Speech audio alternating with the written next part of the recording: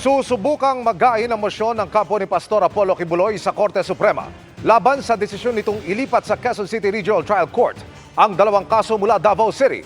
Kasunod yan ang pinayagan ng mataas na hukuman na hiling ng Justice Department na ilipat ang venue ng mga kasong may kinalaman sa child abuse laban kay Kibuloy.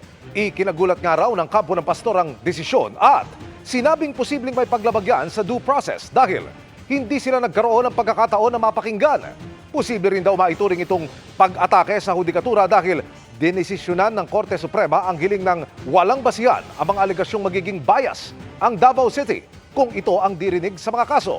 Dagdag pa ng kampo ni Kibuloy, ang paglipat ng venue ay malaking abala sa mga akusado, kanilang pamilya at maging mga testigo na kakailanganin pang gumastos at bumiyake para dumalo sa mga pagdinig. Gayunpaman, susunod pa rin daw ang kanilang kampo sakaling manindigan ng Korte Suprema sa kanilang ruling. Sa isang pahayag, sinabi naman ni Justice Secretary Jesus Crispin Remulla na may tuturing na major breakthrough ang desisyon ng Korte Suprema para malaman ang katotohanan sa likod ng mga akusasyon kay Kibuloy.